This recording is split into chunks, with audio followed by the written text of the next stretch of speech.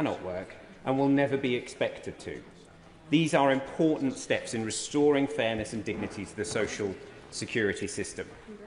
But, Madam Deputy Speaker, in supporting this bill today, and it was, work out how we got to this situation, but it was a last-minute decision, it does not mean I give the government a blank cheque. I, like many across this House, will be watching very closely as the next stage unfolds. I still believe that the next stage is rushed, but we are where we are.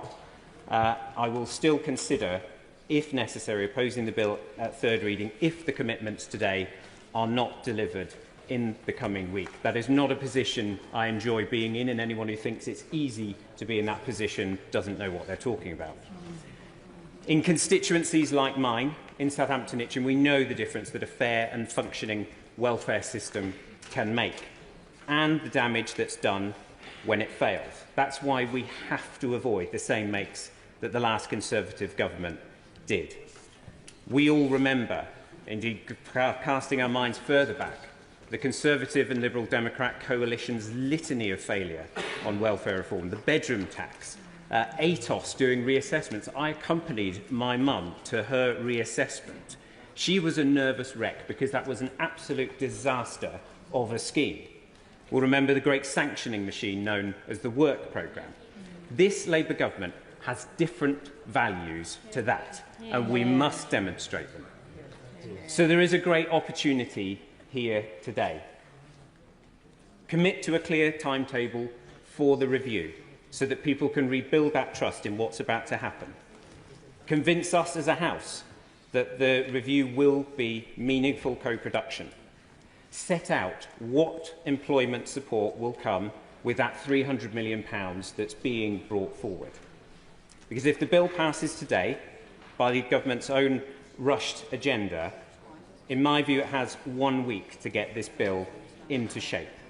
If we get the system right, we will have a reformed welfare system that delivers on the government's objectives to support people who can work into work, with dignity and prosperity for them, and yes, it will ensure the sustainability of the welfare system.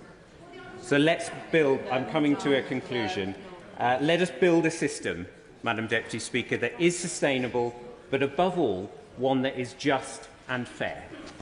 Kelly-Foy. Thank you, Madam Deputy Speaker, and I speak today on behalf of the hundreds of desperate people in Durham and beyond, as well as the dozens of organisations who contacted me with concerns about this bill. And I'm sure many members across the House will agree that there is a need to reform the social security system and support people to stay in and back into work, not least those of us in areas that have been decimated over the last 3 decades. Now, we've been told that this review of PIP is to ensure that the benefit is fair and fit for the future, and that the review will be co-produced with disabled people and the organisations that represent them. But what's fair about us being asked to vote on changes when the terms of reference of this review were only announced yesterday? And Madam Deputy Speaker, I popped out for a banana earlier on, and when I came back in, things had changed again. So I'm even more unclear on what I'm voting on. Now, as we've heard, these proposals are so unfair. They'll create a two-tier system of social security. If you fell ill earlier this year, you've got the support you've always had. But woe betide those people who will fall ill later this year or next year. How can we be asked to vote for a system that, rather than penalising everyone for being ill, has now been tweaked to only penalise people based on when they got ill? Or in fact, when they get more ill, as anyone reporting a change in the circumstances will be caught up in these changes. And every organisation that I've spoken to, including at my recent expert roundtable event in Durham, agrees that the changes to PIP will have a bigger impact on the North East than almost any other region in the country. This isn't a level playing field. The scale of ill health in the North is 50% higher than it is in the South. The North East has a higher rate of people living with a disability than any other region. And the Ageing in the North report, recently published by the Northern Health Science Alliance and Health Equity North, suggests that in the South, people leaving the job market later on in life overwhelmingly retire. In the North, they leave due to ill health. So the impact that these changes will have on individuals, communities and the economy in the North East are huge, regardless of any recent concessions. And again, we're being asked to vote on proposals before any meaningful consultation with disability charities and organisations have taken place, and without a regional impact assessment being carried out. And let's remember, PIP is an in-work benefit. For many, it provides them with support they need to actually stay and work. If they're caught up in the changes or claim after they've been introduced, it will be much harder for them to stay in work. Now, if we vote for this bill, we'll be knowingly leaving vulnerable people without the support they need to live dignified, independent lives free from poverty, when we should be supporting and championing the rights of disabled people, their carers and their families. And as a parent of my daughter Maria, who lived her life with a severe disability, I empathise with all those who are unlikely to undertake meaningful or secure employment because of the disability, and experience the dignity that so many people in work do experience. But surely, just because someone cannot contribute economically to society, they still deserve dignity. They still deserve to be treated with respect and to feel a value in society, no matter how they are able to contribute. And I joined the Labour Party 30 years ago to be on the side of the poor and the weak. This bill penalises those with the weakest shoulders. That's not what I was elected for, and that's not what this Labour government was elected for. So I plead with colleagues again, pause this process, start again, and do it the right way, and do it the Labour way. Lawrence Turner. Thank you, Madam Deputy Speaker. I'm very grateful to be called in this debate. I think every member of this House will agree that welfare needs reform. I think about the constituent who was told in a PIP assessment, who was asked, how long have they been autistic? I think about other stories which are close to here, which I cannot repeat because they are not my stories alone to tell.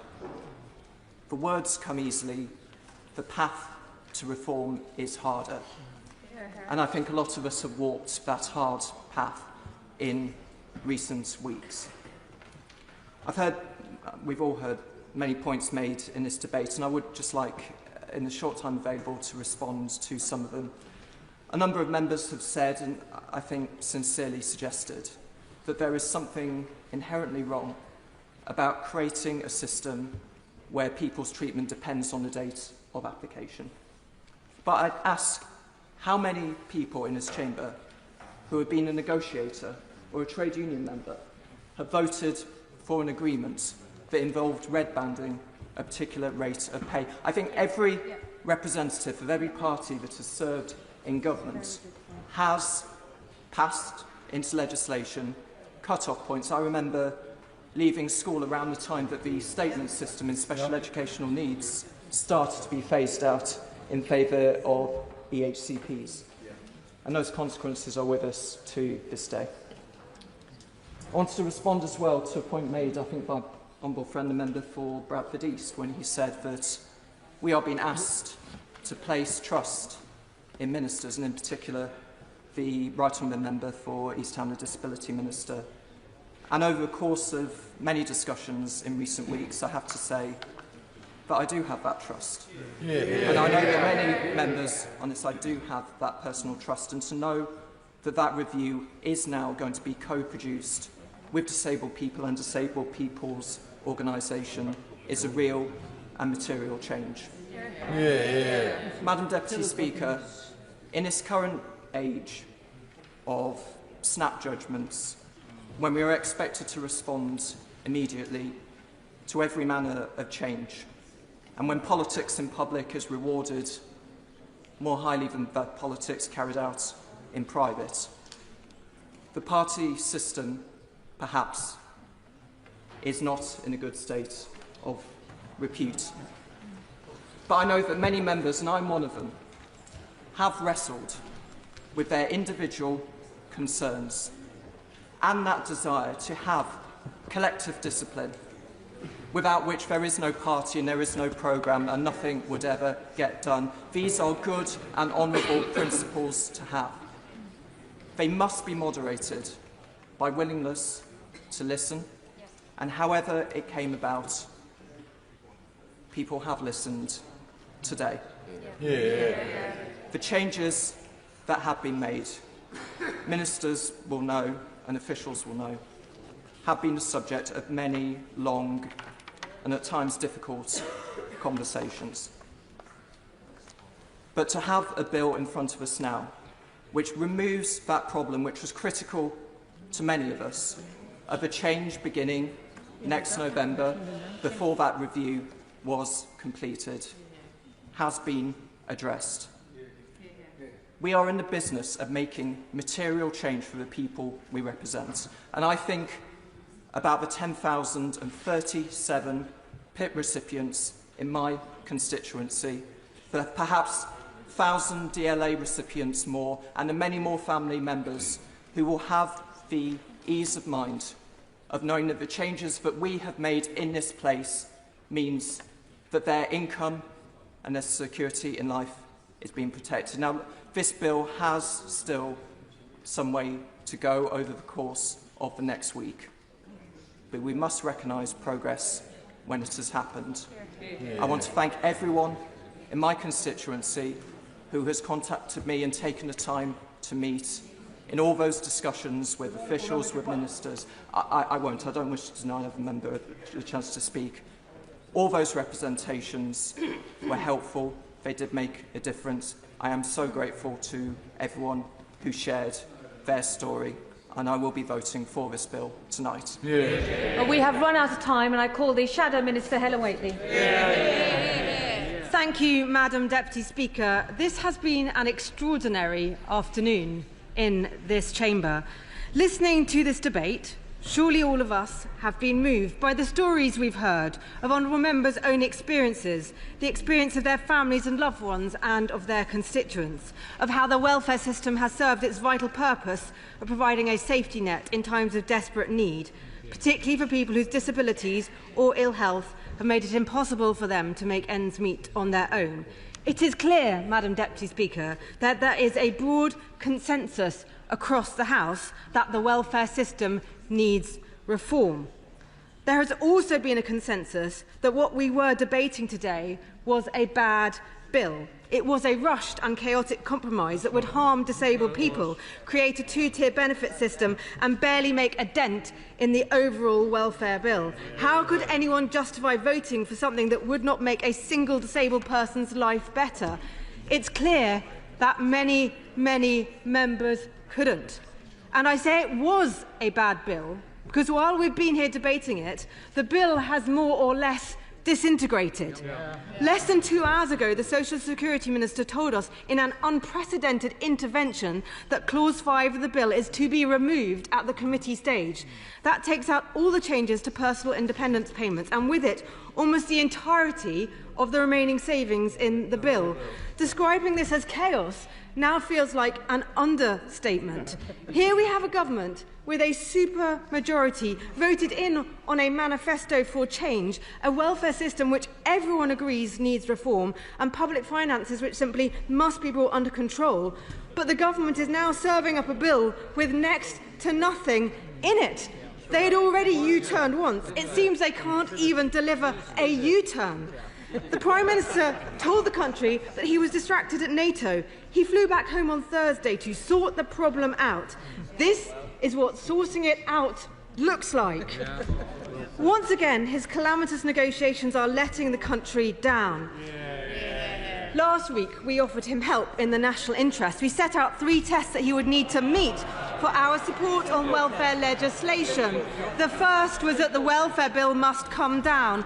All of us know people whose lives would not be possible without the help that our welfare system provides. Each and every one of us in this chamber wants a welfare system which is there for those who need it. But the fact is that if the welfare bill spirals out of control, it puts that support in jeopardy. But this bill now makes no meaningful changes to a system that we all agree isn't working. It will now save, I reckon, less than £1 billion from a sickness benefits bill rising to nearly £100 billion by the end of the decade. This is a total dereliction of duty by a government that claims to want welfare reform and fiscal discipline.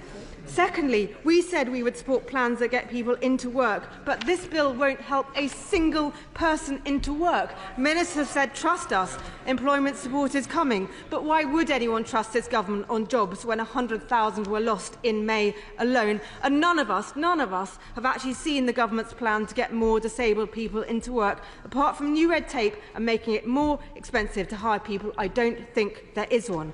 And thirdly, we said we must not have more tax rises in the autumn. Given that the Chancellor had already committed to this, it should have been the simplest of those three conditions to agree to.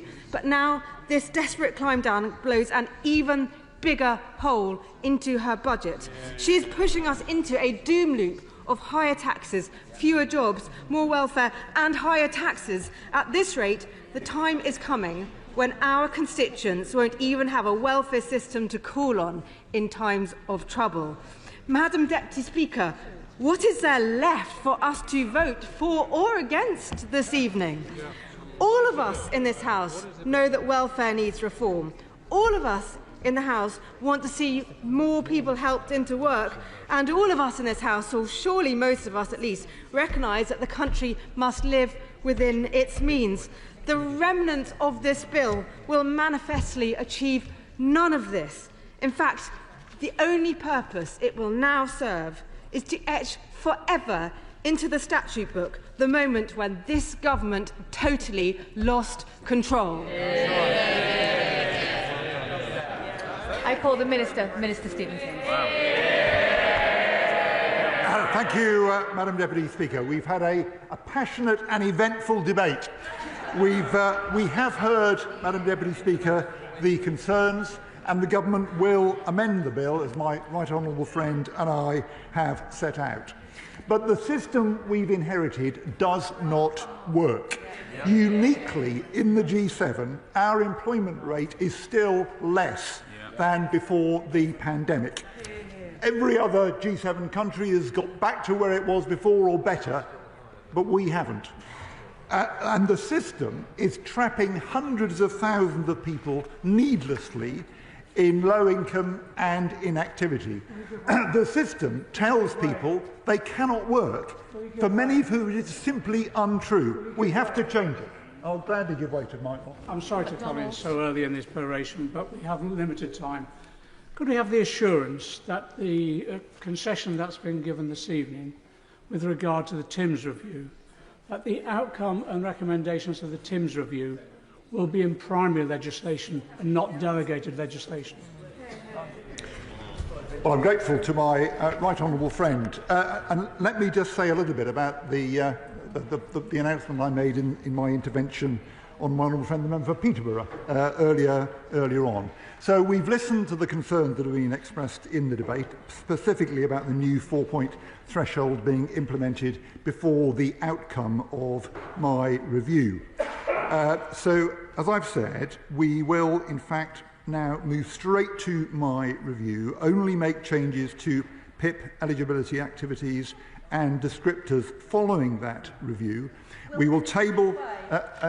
I will give way, yeah. I thank my right honourable friend for giving way. Can I ask the Minister to confirm at the dispatch box that Clause 5, specifically referencing the need for claimants to score 4 points in order to receive the daily living allowance, will be removed from the bill? Yes, I can confirm to my honourable friend that that is the case. And we will table the amendment to do that. And let me also say, and answer the honourable member from South Antrim, who raised this point perfectly properly in the debate, that we will also remove the parallel provisions for Northern Ireland. Now, he suggested that would mean removing Clause 6. It doesn't mean that, because there's a lot of other things in Schedule 2, which is referenced in Clause 6. It's Section 4 of Schedule 2, which addresses the points that we're dealing with. Let me just make a little further progress, Madam Deputy Speaker, and actually I still haven't quite answered the intervention that my right honourable friend, the question that he put to me in the first place, and his question about whether the outcome of the review will be implemented in primary or secondary legislation does depend on the outcome of the review and the form of the assessment that we take forward. And we'll come back to that. We will come back to that when we've concluded the review. Let me make a little bit of headway before I intervene again. But, Madam Deputy Speaker, under the last Labour government, in the 12 years up to 2010, the disability employment gap fell steadily. In 2010, as soon as the Tories and the Lib Dems took over and scrapped the New Deal, it stopped falling and has barely shifted since. What this bill opens up is the chance once again for proper support into work for people out of work on health and disability grounds. We will provide that again, recognising that with, for example, far more mental health problems amongst young people, the needs post-pandemic will be different from the past.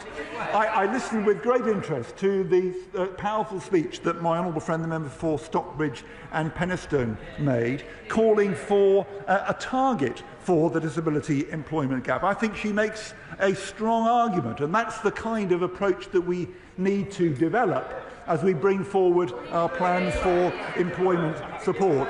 So the bill opens that, I won't give away at the moment, the bill opens that possibility up. It deals with work disincentives inserted by the previous government into universal credit. The current system forces people to aspire to be classified as sick in order to qualify for a higher payment, and once so classified, it abandons them. We've got to change it. I'll give way to the honourable gentleman. I'm very grateful to the Minister for giving way, and the House knows that he is not only an honourable man, but he has spent the largest proportion of his parliamentary career looking at these issues. He must surely understand, however, that the confusion which has been expressed in this place is now being felt and expressed in the country at large. I have never seen a bill butchered and filleted by their own sponsoring ministers in such a cack-handed way. Nobody can understand the purpose of this bill now. In the interests of fairness, simplicity and natural justice, is it not best to withdraw it, redraft it and start again? No, Madam Deputy Speaker. And let me tell him one of the things that the bill does. Part of the problem is it is very hard to bring up a family on the standard allowance of universal credit. The Tories reduced the headline rate of benefit to the lowest real terms rate for 40 years. Families have to rely on food banks. People aim to be classified as sick for the extra benefit. The system should not force people into that position. It needs to be fixed, and the bill makes very important changes in that direction. Let me give way to the honourable. Thank the Minister. I had to come here today with the intention of voting against the government on this bill. I have to say that when it comes down to the removal of Clause 4, which everyone at home, I'm sure, will be delighted to know, so Clause 5, which I'm sure everyone at home will be delighted to know completely withdraws PIP from the scope of this bill and consequently there's nothing to vote on. But could the Minister give me some comfort by confirming whether or not the Timms review is going to be taking place within a spending envelope? Minister. What I can assure him is that the review is not intended to save money. That is not the purpose of the review. The review is to get the assessment right and to make sure we've got an assessment which will for the future. I need to make a little more progress, because a number of members have highlighted in the debate. My honourable friend, the member for Clwyd North, my honourable friend, the member for Southampton Itchen. A key step in this bill is the first ever permanent real terms increase in the standard allowance of universal credit. Actually, it's the first permanent real terms increase in the headline rate of benefit for decades. And the Tory party, of course, is against it. They froze benefits time and again. They created these work disincentives and mass dependence on food banks, which this government is determined now to address. And we are, of course, concerned as well that the future cost increases of personal independence payment should be sustainable. And let me just look back on the record of that. PIP cost the then government in the year before the pandemic, 2019-20, at today's prices, £12 billion. Last year it cost £22 billion. And we want the system to be sustainable for the future, and that is extremely important because many people with large costs arising from ill health or disability do depend on PIP. They need to be confident that the support will be there in the future as well. I'll give way to him. The Minister for giving way. He's doing an admirable job of defending the farcical today. Can I ask him, last week there were £5 billion worth of savings. Today there were £2.5 billion worth of savings, and then he came to the dispatch box and did 3 more U-turns. How much today, when he stands at that dispatch box, will these new measures save the taxpayer? Minister. We'll set out those figures in the usual way. But let me, on personal independence payment, let me make this point. The last government wanted to change personal independence payment from cash to vouchers. They wanted to take independence out of personal independence payment. We oppose them. It's been suggested that the benefit should be frozen, but the costs which the benefit is contributing to are continuing to rise along with all the other costs. So we oppose that as well. Some argue for means testing, but disability imposes costs irrespective of income. We reject all of those. Let me just make a comment about the concern that has been expressed, which doesn't arise now, given what I've announced, but about a two-tier system.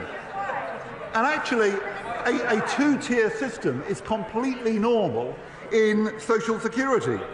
PIP replaced DLA in 2013, but 500,000 adults are still on DLA today.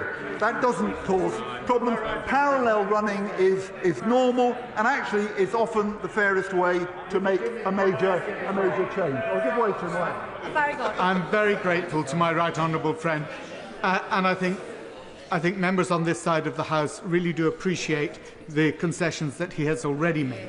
But when he's talking about whether this will be put in primary legislation, he must understand that members on this House will not be able to amend it if it is not in primary legislation.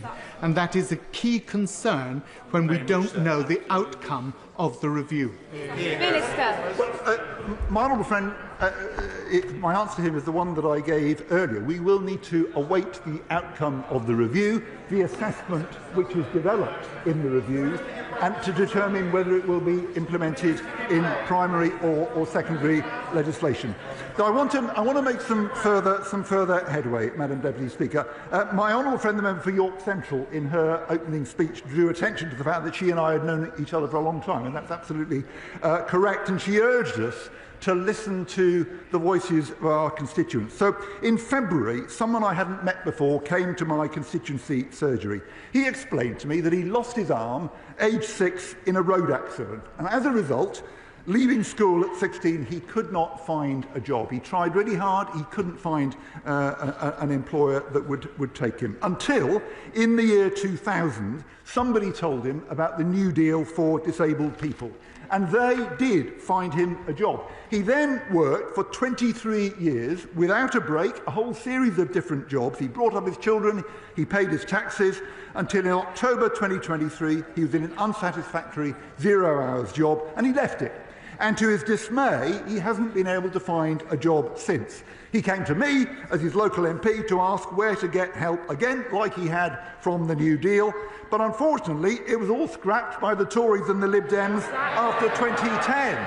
We are determined now to provide proper support again. And my right honourable friend yesterday announced further early funding for that support. No, I'm not. I won't be giving way again. The Tories were never really interested in the disability employment gap. They had a brief flirtation in the 2015 general election campaign when David Cameron suddenly announced a target to halve the gap. Unfortunately, as soon as that general election had been safely won, that target was immediately scrapped, and they reverted to type. So, Madam Deputy Speaker, we do care about disability employment. That is what we are making changes to address, and in this bill, we're making the changes to deliver. Order. The original question was that the bill be now read a second time, since when an amendment has been proposed, as on the order paper. The question is that the amendment be made. As many of their opinions say aye. Aye. Of the contrary, no. No. Petition. Clear the lobby.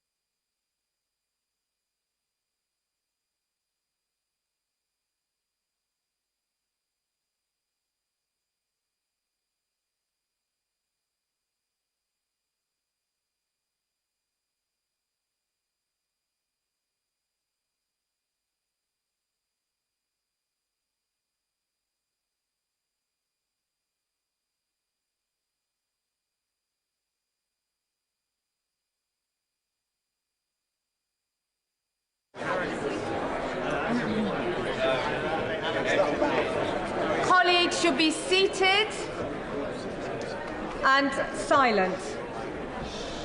The question is, as on the order paper, as many of that opinion say aye. Aye. Of the contrary, no. No. The tellers for the ayes are Clive Lewis and Andy MacDonald, and the tellers for the no are Keir Mather and Kate Dearden.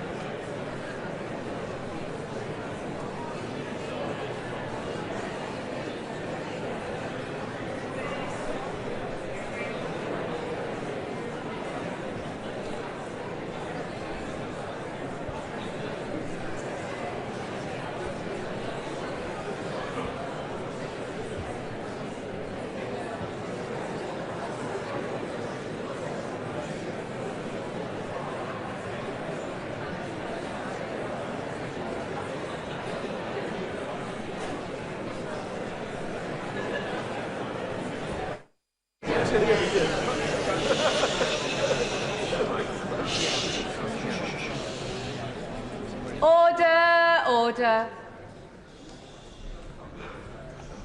The ayes to the right, 149. Whoa. The noes to the left, 328.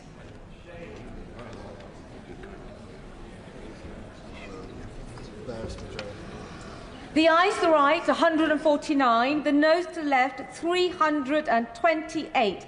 The noes have it. The noes have it. Unlock.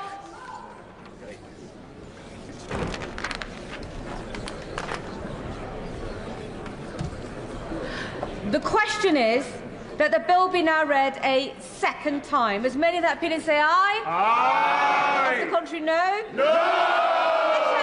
Clear the lobby.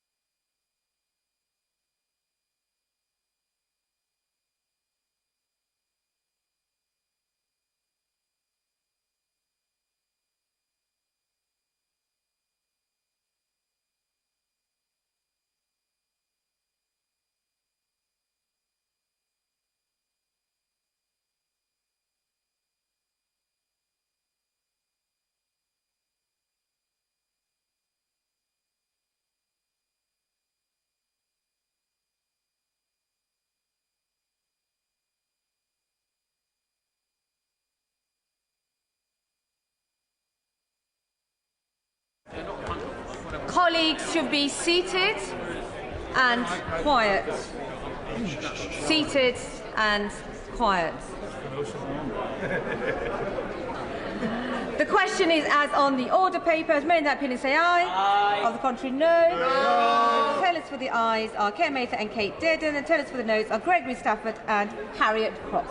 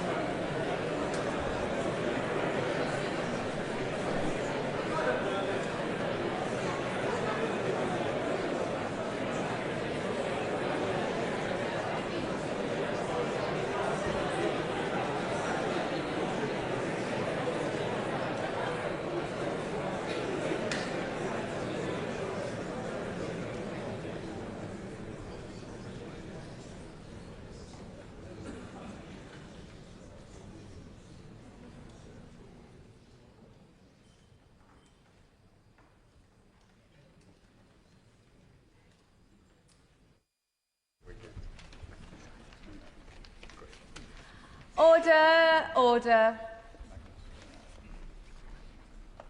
The ayes to the right, 335. The noes to the left, 260.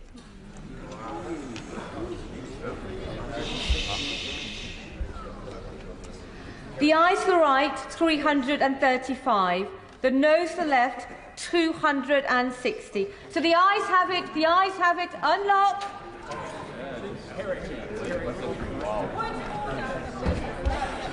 Point of order, Ms Wade. Is it really relevant to business right now?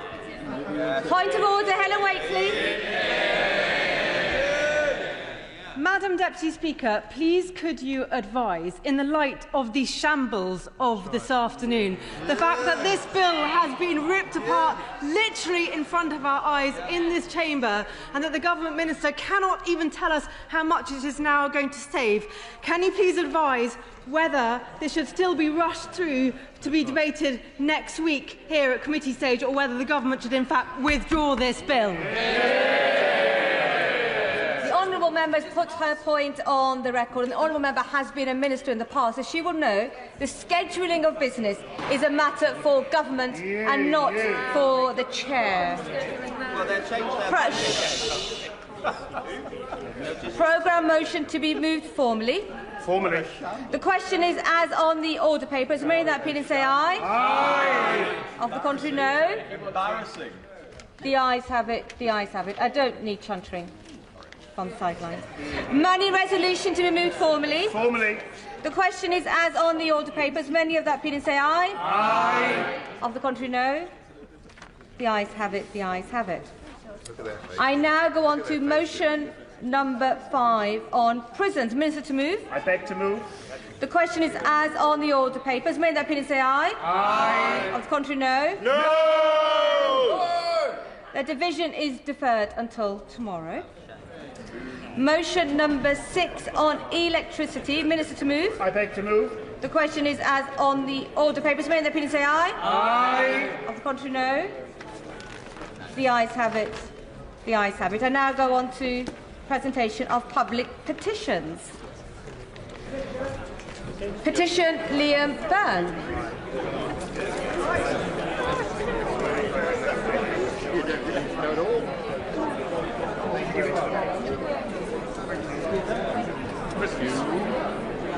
Thank you all. See you in 10 minutes.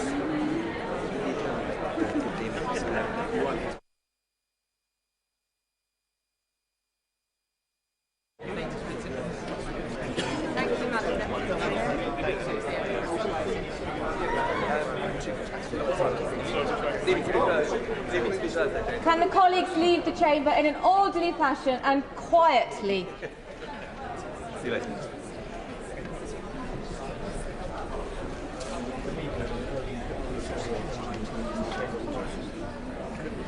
Presentation of public petitions. Petition Liam Byrne.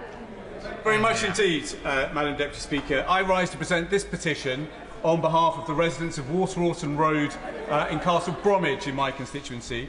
And this petition calls on Solihull Council to finally take action to tackle the out-of-control speeding on the slip road off the Water-Orton Road. Because while Solihull Council's intentions to tackle speeding on the main Water-Orton Road was admirable, I'm afraid it's unfortunately diverted the problem to the slip road. And this has made life for many of my constituents a misery, with resident Helen Rogers telling me that inconsiderate, selfish drivers are leaving locals intimidated and frightened for their safety. So let us not wait until there is a fatality. We must take action immediately. Madam Deputy Speaker, the petitions therefore request that the House of Commons urge the Government to work with Solihull Council to implement traffic calming measures on the slip road off Water-Orton Road following a spate of road traffic incidents, and the petitioners remain, etc.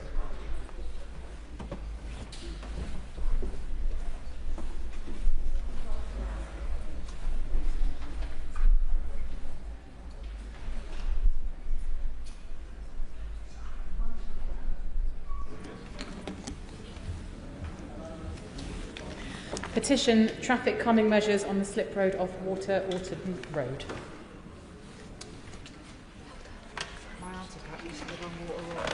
She's grateful for your service. I beg to move that this House do now adjourn. The question is that this House do now adjourn. and I call Jess Brown-Fuller on infant feeding. Jess Brown-Fuller. Thank you, Madam Deputy Speaker. And it is a pleasure to bring this adjournment debate to the Chamber on a topic that is close to my heart, and I refer members to my register of interests as the chair of the APPG on infant feeding. And I am pleased, as always, to see the Minister in her place, and I look forward to her response on behalf of this Government just days before the long-awaited 10-year plan for the NHS. When the Secretary of State for Health promised to create the healthiest generation ever, it was a bold and admirable ambition, and certainly one that I share with him. Every child deserves the opportunity to thrive, regardless of their wealth or their postcode. When this Government talks of building a better future for children, their policies and schemes often start with school, with free school meals and breakfast clubs, or providing government support for nurseries and early years settings. But there is very little substance in the critical years from birth to 3, and even less when it comes to policy around infant feeding, whether that is breastfeeding, formula feeding, or a combination of the two. Now, I had my son nearly 11 years ago, and I remember with fondness the lactation consultant coming onto the ward in the maternity unit and showing me how best to hold my son to feed him and what to expect in the first few weeks after taking him home. And I did not have an easy journey with breastfeeding, suffering with pain when he latched. I had multiple bouts of mastitis, swelling, and the list went on. My husband and I ran our own restaurant at the time, so he took approximately 3 hours of paternity leave before returning to work. I'll happily give way to my honourable friend. Thank you. I thank my honourable friend, and I'm grateful to her for the work that we're doing together on the APPG for infant feeding and all her passion in this space. Madam Deputy Speaker, breastfeeding is a full-time job. Only last week, Carrie Johnson, the wife of one of our former Prime Ministers, highlighted how easy it is to neglect your own needs as a mother while breastfeeding.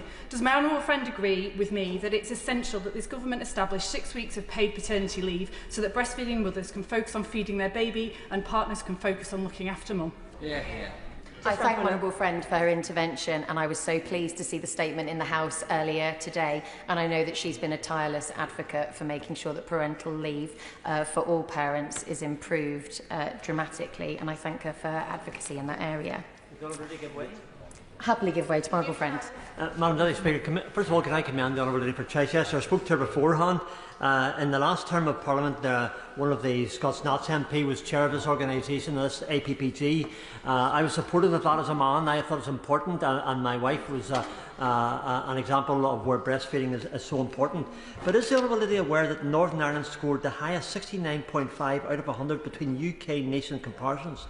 And this may be because Northern Ireland has already put policies in place and is the only nation to have completed updated resources on infant feeding and HIV, giving Northern Ireland the top score. So would the Honourable Lady not urge with me the Northern Ireland Health Trust to share best practice with the other devolved nations, with the Minister here, to help encouragement of breastfeeding for those mothers who are able to do so?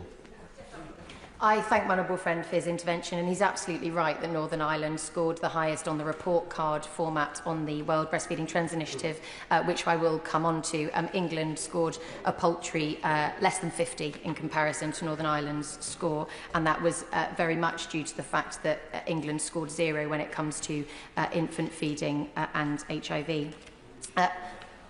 Happily give way on that point.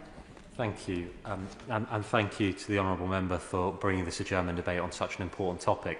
She spoke of some of the difficulties that she had at the start of her breastfeeding journey, which is something that my partner Catherine also experienced. And when having those difficulties, she accessed a breastfeeding support clinic in my constituency at Meadway Health Centre, which was a huge source of support and benefit to her as she navigated that journey.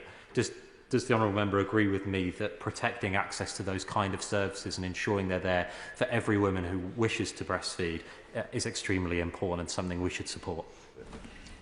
I thank the honourable member for his intervention, and it's as if he's lifted my words directly off the page in a very timely manner, because the reason that I managed to carry on was because I attended a peer support group in my local church hall every Monday morning, aptly called Milk. And actually, it wasn't about the professional support that I got while I was there, although that was great, and shout out to the wonderful Julie, who supported all of the mums there. It was actually the other mums who were going through the same things, who could ask each other questions, offer advice, as well as the amazing trained peer supporters, the volunteers, and a quick shout out to Holly, who showed us that we could and would survive those difficult first few months and come out the other side just like she had. Happy to give way. The honourable member for securing this really important adjournment debate this evening. In South Derbyshire, I hear of stories of services being cut to support breastfeeding women. As a mum who breastfed to 8 months, but I had that moment where I almost didn't, and it was my community midwife that saved the day for me. I wonder if the honourable member agrees that, as well as having services to support breastfeeding women, whether they're successful in doing it or decide not to do it or can't do it, that actually we should be creating safe spaces for them for that, which is exactly what I've done in my constituency surgery. But I would like to see that in other venues, and I wonder whether she would agree with me on that. I thank the honourable member for her intervention and for sharing her personal story, and also for advocating for other breastfeeding and formula feeding parents in her constituency. And she highlights that there is a postcode lottery when it comes to that support, and so we need to see across the board those safe spaces for all parents that are feeding. And in the group that I attended, it wasn't just breastfeeding mums, it was mums who were combination feeding or in the process of introducing solids or planning their feeding journey as they navigated returning to work.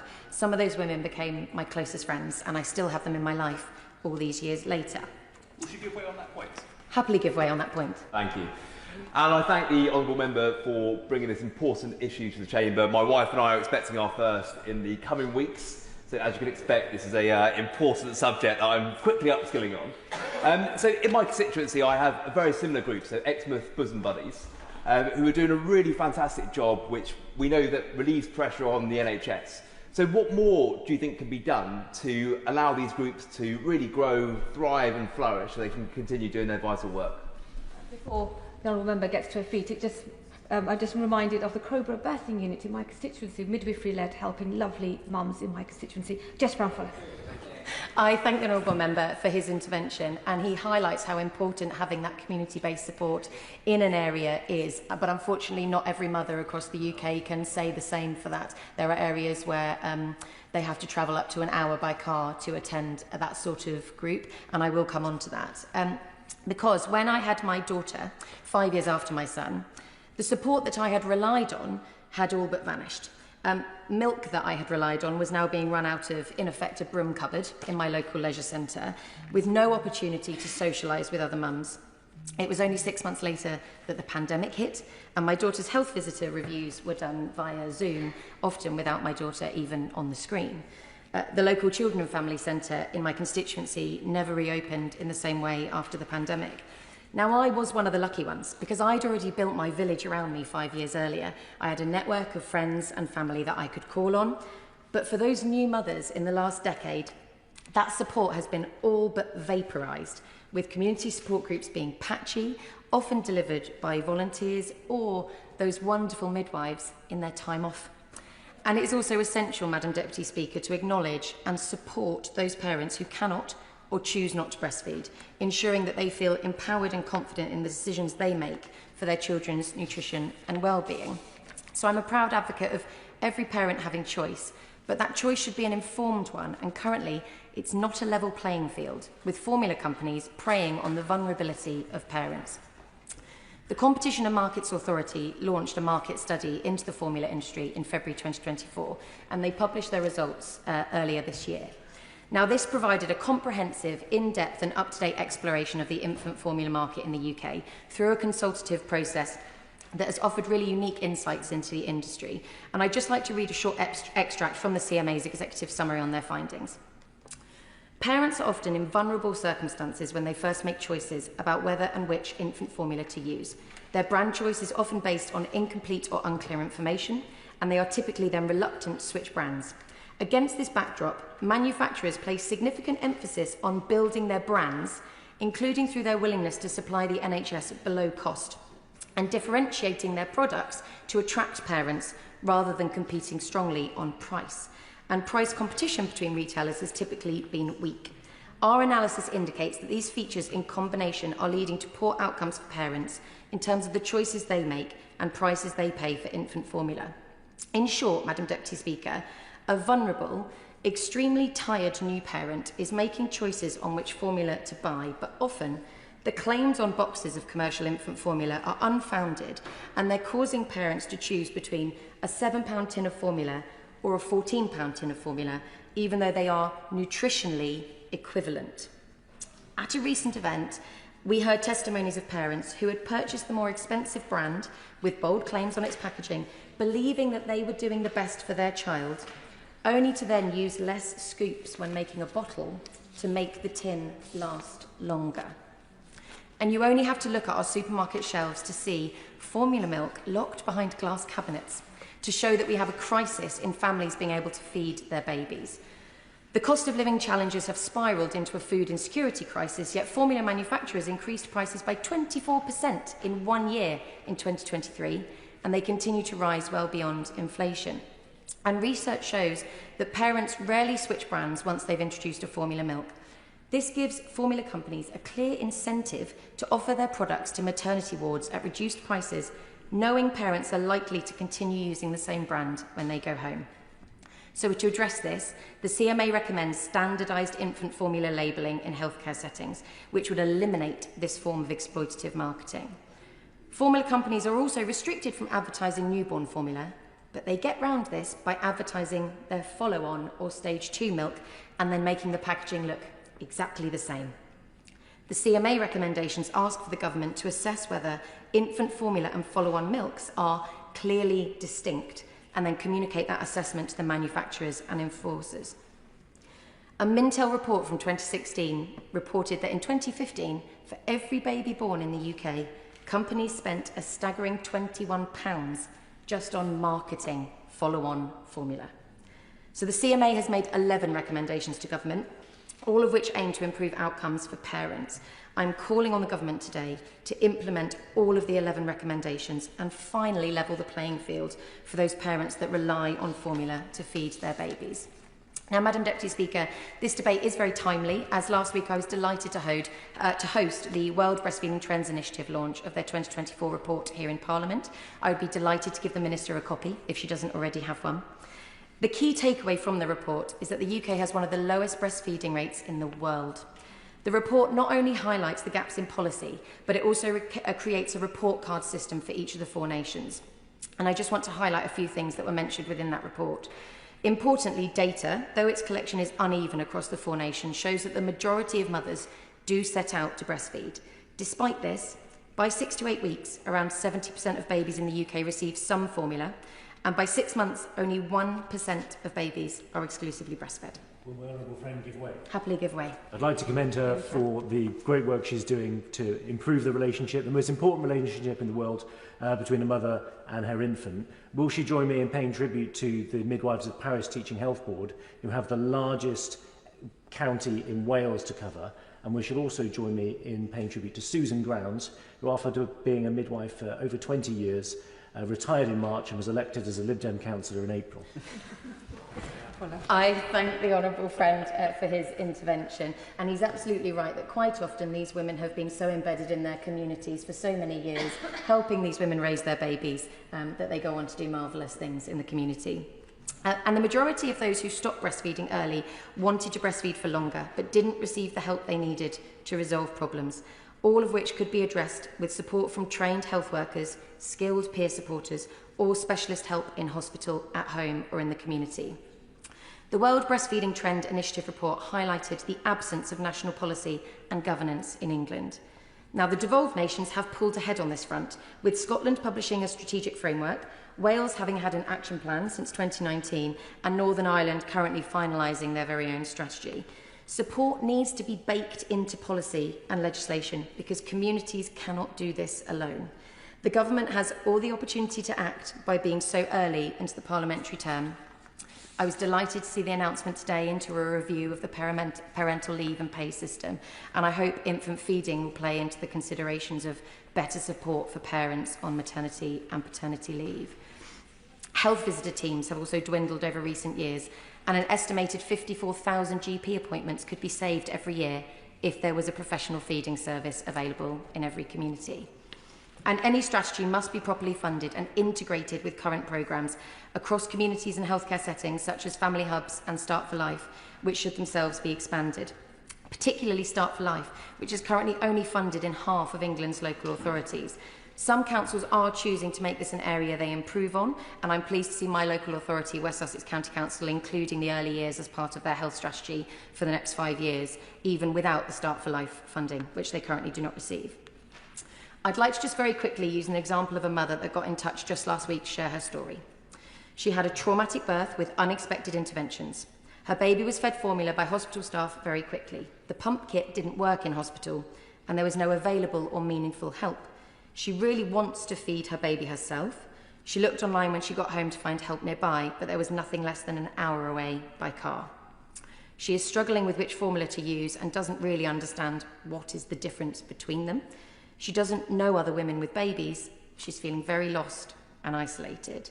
Social media is full of conflicting advice, so she has reached out of area for paid support she really cannot afford on maternity pay to help her try and regain a sense of reality. I'm sure this lady's reality is the same for parents across the country. And if the reasons I've highlighted in this debate are not compelling enough, then maybe the economic impact is. UK research on the costs of 4 diseases back in 2012 showed that even reaching moderate breastfeeding levels could save the NHS millions, and that the implementation of proven breastfeeding support systems would pay for itself within a year. For babies, breastfeeding strengthens the immune system and significantly reduces the risk of infections, obesity, asthma and long-term conditions such as type 2 diabetes. And for the mother, breastfeeding lowers the risk of breast and ovarian cancers, cardiovascular disease and supports postnatal mental health. There is so much more I could say, Madam Deputy Speaker, but instead I will move to my asks of this government. When will the government make its decision on whether they will accept the 11 recommendations from the Competition and Markets Authority? Will the Minister consider following the devolved nations and introduce a comprehensive national infant feeding strategy to end the postcode lottery and provide support to all parents in their feeding journeys? Will we expect to see something about infant feeding in the upcoming NHS 10-year plan? And finally, there is very little about breastfeeding in most health professional training, but primary care has successfully integrated assisted roles into primary care services such as pharmacists and social prescribers. Could the same model be extended to lactation consultants? I'd like to finish by saying thank you to all of those tireless activists and campaigners who have been fighting for all women to have support, guidance and trusted information when they begin motherhood. I won't risk trying to name them all, as I will no doubt miss some, but a special thank you to the World Breastfeeding Trends Initiative Steering Group, to First Steps Nutrition Trust, and also to the previous Honourable Member for Glasgow Central, who chaired the APPG before the general election. Thank you. I call the Minister, Minister Ashley Dalton. Thank you, Madam Deputy Speaker, and I'd like to congratulate the Honourable Member for securing this debate. Through her leadership of the All-Party Parliamentary Group on Infant Feeding, she is working to ensure families across the country get the right support. And I'd like to thank all members that have contributed today, the member for Ribble Valley, Strangford, contributions from the member for Altrincham Sale, South Derbyshire, Exmouth and Exeter East, Brecon, Radwa and Cumtawi. And, of course, from yourself, Madam Deputy Speaker. Thank you. Thank you. I think the number of interventions and contributions in this debate today has just shown how important this issue is and how deeply felt it is across the House. The Honourable Member asked about the 10-year plan. I will not be going into details of what the 10-year plan has got in it, but TikTok, she does not have to wait very long, as this will be launched on Thursday morning. And I look forward to taking forward and working with colleagues from across the House and the wider health landscape on how we deliver in the plan. But within that plan, you will see that children's early years are crucial to the development and their health and their life chances, and that is reflected in the government's mission. It's why the government's taking a mission-based approach to raising the healthiest generation of children ever, and to ensuring that every child has a healthy, happy start to life. I will. I thank the Minister for giving way. Just to reiterate my honourable friend's comments and the comments made just now at the dispatch box about all children needing to have a healthy start. We can't emphasise how important gestation and the first 6 months of life is. The factors that affect gestation and the first 6 months of life have a bigger impact on long-term health than anything you can do after that period of time. Any conscious decisions you make about your own health are less impactful than what's happened to you during gestation and the first 6 months of life. Minister.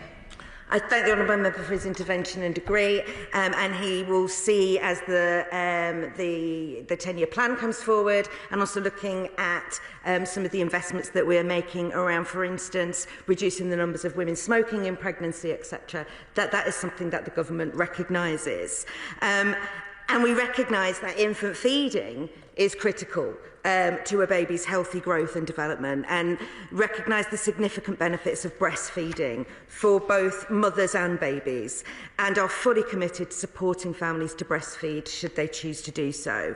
We know that most mothers want to breastfeed, but many stop before they would ideally like to. Whilst it's been positive to see many more mothers continuing to breastfeed in recent years, we know that they can face complex barriers to achieving their infant feeding goals. And I recognise the concerns raised through the World Breastfeeding Trend Initiative report on the UK infant feeding policy landscape.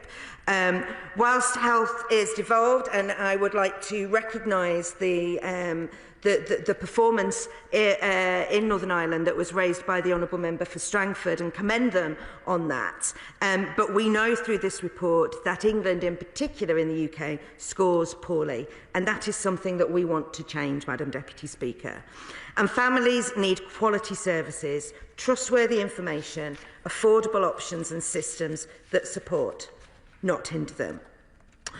Midwives and maternity services play a crucial role through the perinatal period in preparing and supporting families around infant feeding.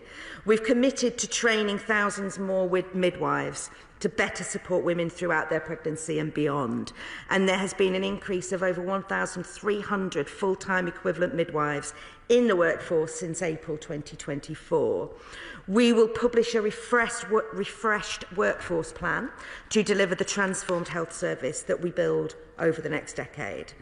And to drive forward improvement on maternity and neonatal services, we announced the launch of a national independent investigation into maternity and neonatal care. The investigation will recommend one set of national actions by December. A national maternity and neonatal task force, chaired by the Secretary of State, will then bring forward independent experts to co-produce a national plan to drive forward. As families transition from maternity services to the community, it's important that they continue to receive the support they need, and health visitors are key to this. But we know health visitor numbers have decreased, and whilst there is variation in level of services across the country, it remains a universal service, and we are committed to that. In the plan to change, we commit to strengthening health visiting services so all families can access their support. We're building on Family Hubs and Start for Life programme, and investing in this programme with £18.5 million this year to improve infant feeding support across 75 local authorities in England. Start for Life services are helping parents to access support where they need it and in a location that suits them, whether that's their home, their family hub, in a hospital setting, or through some of the many voluntary sector organisations that have been referred to today. And local authorities are working with partners to embed local infant feeding strategies, joining up services for seamless support and tailoring them to their community with both universal and targeted support. We're building up the workforce, investing in infant feeding specialists and delivering high-quality training and expanding networks of peer supporters. Funding is also helping to train staff to identify complex needs early, such as tongue tie, and to offer timely support. And while long-term evaluation is needed to understand the full impact of the programme, some promising findings are emerging. For example, Coventry suggests that their ambitious multi-layered integrated infant feeding plans have led to increased breastfeeding rates. And local health visitor data shows an increase in breastfeeding at 6 to 8 weeks from 51% to 57% in just 18 months. And we're also helping families across the UK to access breastfeeding support 24 hours a day through the National Breastfeeding Helpline. Well, thank the Minister for giving way, and she highlights some brilliant examples that are gold standard in care, but does she recognise that the process that the government is currently undertaking, with only half local authorities being funded, means that we still end up with a patchwork level of cover for support for new mothers, and they don't know where they're meant to go because it's different when they cross a county border? I thank her for her intervention. And through the Family Hub service and the support for Start for Life, that is very much targeted. However, through the Universal Health Visiting Offer, through the National Breastfeeding Helpline, we do aim to be able to offer all women breastfeeding the support that they need to do so.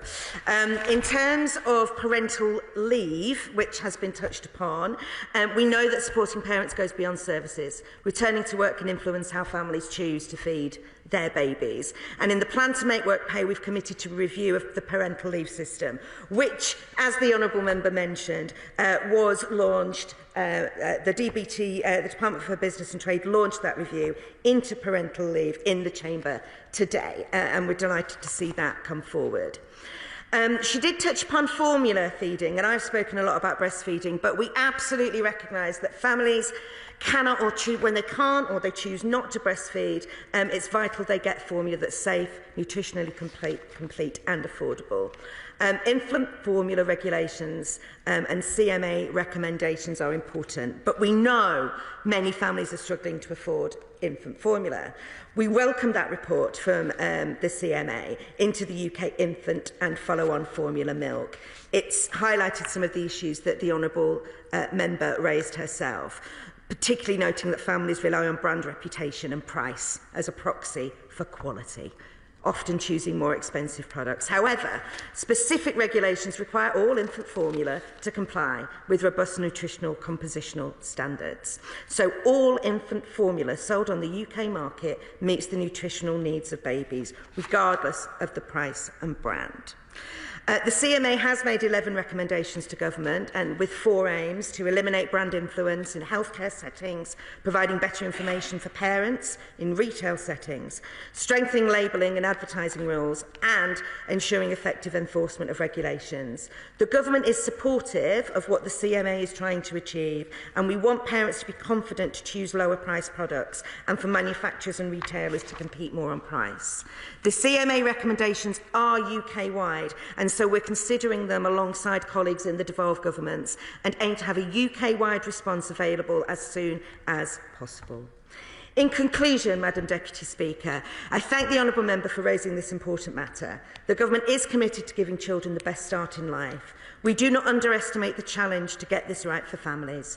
We will continue to strengthen key services built on good practice and identify where we can the greatest impact for families. I can also confirm that tomorrow I will be meeting myself with the APPG for babies, and I look forward to discussing these issues further with them. The question is that this House do now adjourn. As many of their opinions say aye? Aye. The ayes have it. The ayes have it. Order, order.